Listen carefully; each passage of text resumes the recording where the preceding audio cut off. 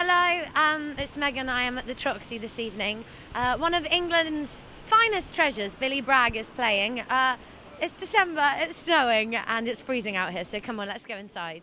We know we're a big cheer, qualifications once the golden rule, and now just pieces of paper, just because you're best.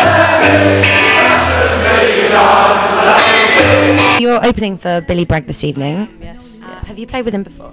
I played with him at Glastonbury this year on the left field stage.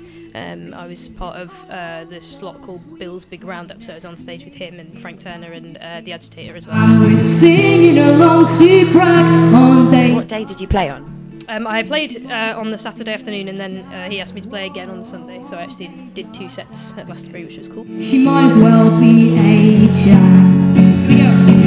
Is it just you and a guitar on stage this evening? It is, yeah. It's just me. Yeah, just me on my own, and however many people are out there, which is quite a lot.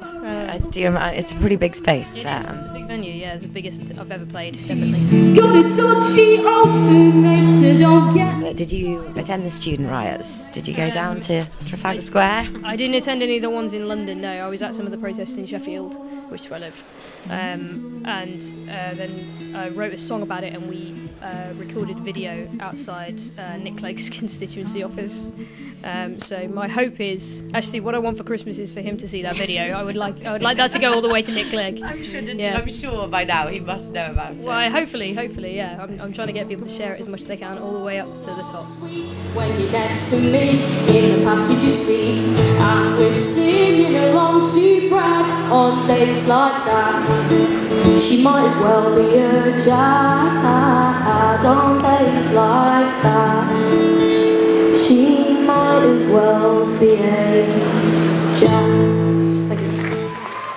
Hello, Megan. I'm here with Billy Bragg at the Troxy this evening. Good evening, Mr. Bragg. How are you? Jolly good, jolly good. Okay, have you played at the Troxy before? No, I haven't, no. Which is a surprise really, because it's my neck of the woods. I come from East London, a bit further down the A13. So lots of friends and family are here. Yeah, my mum was born just round the back of here, actually, in Glamis Road. So she used to come to this place when it was a cinema before the war. So yeah, seems odd to be, took me all this time to play it. People obviously do know you as a politician, but you're a pretty funny guy as well, aren't you? Well, I get by, yeah. I get by with a bit of humour helps. I think a little bit of humour allows you to make people relax, and they're much more, if they're relaxed, they're a lot more conducive to the politics. And if you just hammer them over the head with it all the time, it don't work. And you're going to be playing some kind of classic hits, because obviously you've got such a huge back catalogue. Yeah, I do. Yeah, classic hits, some stuff from the new EP, the Pressure Drop EP, and I wrote a Christmas song in the dressing room at Hatfield on the first night of the tour, and I've been playing that as well. This week, it's been quite a busy week for you, and you've been talking about everything on the radio from Mick Hucknall.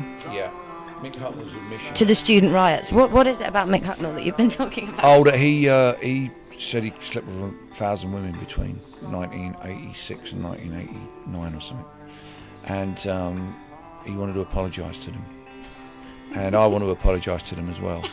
Poor things. I'm sure you've had to sleep with Mick Hucknall. How sad is that? The saddest thing is that he wanted to tell us. It was another chance for him to say that he slept with 1,000 women, you know. So it's kind of I would keep it quiet if it was me. I'd be ashamed. You know, sorry's not enough, is it? Really, Why now? Why do you get that point where I need to say sorry now? Like, gets you in the papers.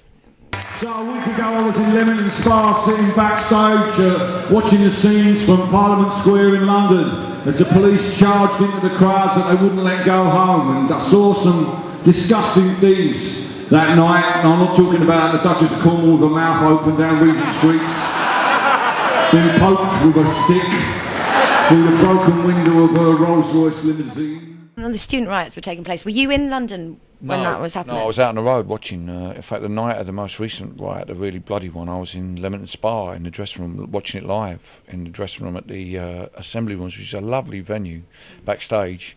Really nice, looked after us, proud, great show. But it really, I'll tell you what it's done. It's interesting. It's really sharpened up the audience's response. I was in Cardiff a couple of nights ago talking to a woman after the show, and she'd been at a gig I did down at Pontardawe last year, which is the 25th anniversary of the miners' strike. Yeah. And she said, I thought that was a great gig, but tonight was just so much more powerful. I said, well, you know, last year we were talking about something that happened a long time ago. Now we're talking about stuff that's really happening. So it really gives the gigs an edge.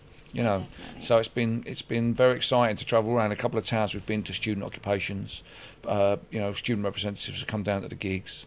It's been very, I don't know, it's sharpening up my edge. I don't know what it's doing for everybody else, but I feel I'm more sharp as I was, you know, in the 80s again now. Really? No, I'm not talking about that at all. I'm talking about a particular clip I saw on News 24 of a conservative blogger called Guido Fawkes. And he said something that to me summed up what this whole business is about. He said, why should I pay for them to go to university? That's the most insidious thing I heard in the entire 24 hours. Why should I pay for them to go to university? Why is that insidious? Because it's 1 inch away from. Why should I pay for them to have decent health care? Why should I pay for them to have proper housing? Why should I pay them to have pensions? That's what we're up against. That's what this fight is about. Let's not forget that. Coming up to Christmas time, was it a couple of Cage Against the Machine? Cage Against the Machine, yeah, John Cage and his 4 minutes and 33 seconds of silence. Which you've kind of reenacted. We have. You've got We've a few friends re-recorded, along yeah, with you. yeah. Who else took place in there? Well, I don't know, because I wasn't there. I couldn't get there. I was stuck in a snowdrift on the M74 in Scotland, Right. and had to phone in my silence over the phone, which is a bit sad. But I tried to be as quiet as I could. Okay. And you could just, if you listen, you can just gently hear snow falling on the M74. And for anyone that doesn't know about this, it was a piece of silence that was recorded Yeah. by, is it John? It was written by John Cage. Written by John It was Cage. it was a avant-garde composer in America in the 50s, and he was really pissed off with the inane jingles he heard, songs he heard on the radio. So it was kind of his protest against bland music, and so we're using it for the same purpose. I mean, you know. And the chance of getting to Christmas #1, have you got knows? hope?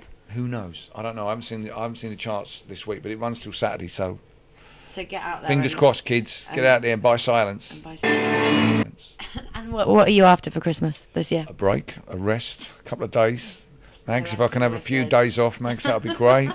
You know, that would be really lovely. And what are you doing for Christmas? Spending it at home with family? Yeah, home with family. But New Year's Eve, I'm playing in Glasgow in the New Year's Eve, in Edinburgh rather, the Hogmanay, with Biffy Clyro and the Charlatans. So I imagine that is going to be a riot. it's going to be brilliant. Someone did tell me last year it's in the open in Prince's Gardens underneath the castle in Edinburgh. Someone told me last year it was -10. So They know how to hopefully- drink up there, though. They do know how to drink. Hopefully someone's got me some long johns for Christmas. Okay, if not, there's a hint. One piece long johns with a bum flap. So if I need to, you know.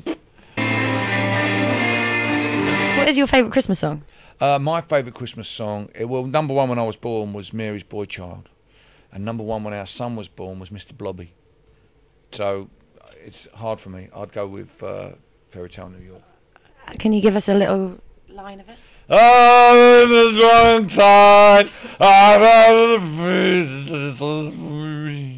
That was beautiful. Oh, Merry Christmas. I love you, baby. Come on. 16, you were top of your class. Took you at school, was that to be a good worker? The system was foul, you don't value yourself. Just because you're better than me doesn't mean I'm lazy. Just because you're going forward doesn't mean I'm going backwards. Thank you. This is Megan. It's Metropolis Music presents Billy Bragg at the Troxy this evening. He's still got a couple of songs and speeches left. I'm going to go and check it out. Merry Christmas and see you in 2011.